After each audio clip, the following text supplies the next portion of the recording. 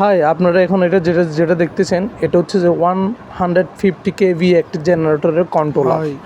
তো এই কন্ট্রোলারে কি থাকে এবং এই বাটনগুলো দিয়ে কি কাজ করা হয় আমি এই ভিডিওতে সম্পূর্ণটা বুঝে বলবো। প্রথমত হচ্ছে রেড বাটন দিয়ে আমরা জেনারেটরের বন্ধ করি।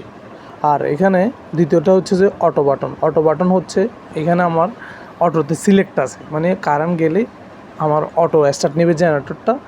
তো আর 2 নম্বরটা যে এখন যেটা দেখা যাচ্ছে ওটা হচ্ছে যে ম্যানুয়াল সিস্টেম মানে ম্যানুয়ালে এনে সবুজ বাটনটি চেপে ধরলেই জেনারেটরটি নিজে নিজে স্টার্ট নেবে।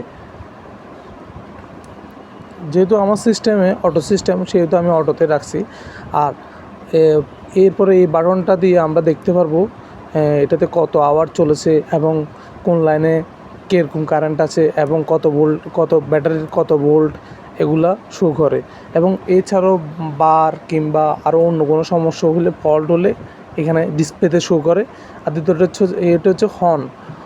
কোনো একটা জেনারেটর কোনো একটা ফল্ট হলে এখানে হর্ন মানে একটা সাউন্ড মানে একটা সিগন্যাল দেয়। ওই সিগন্যালটা অফ করার জন্য এই বোতামটি ব্যবহার করা হয়ে থাকে। তো এটা পুরো একটা কন্ট্রোলার, মানে জেনারেটরটা পুরো কন্ট্রোল করে এখান থেকে সব কিছু করা যায়। আর দ্বিতীয়ত আর এখানে একটা এমসিসিবি রয়েছে যেটা দিয়ে লাইনকে আউট করা যায়, মানে লাইনকে বন্ধ করে রাখা যায়। আর আছে এখানে আরও অনেক পার্টস রয়েছে, যদিও আমি সব পার্টস এই ভিডিওতে দেখাবো না। আমি আগামী ভিডিওতে সব পার্টস নিয়ে কথা বলবো, জেনারেটরের কী পার্টস থাকে এবং কোনটার কী কাজ। তো আমার আগামী ভিডিওতে আপনারা দেখতে পারবেন এগুলা।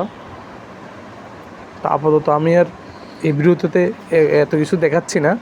এখানে জাস্ট এটা নতুন ব্যাটারি, এই ব্যাটারিটা আমাদের কিছু না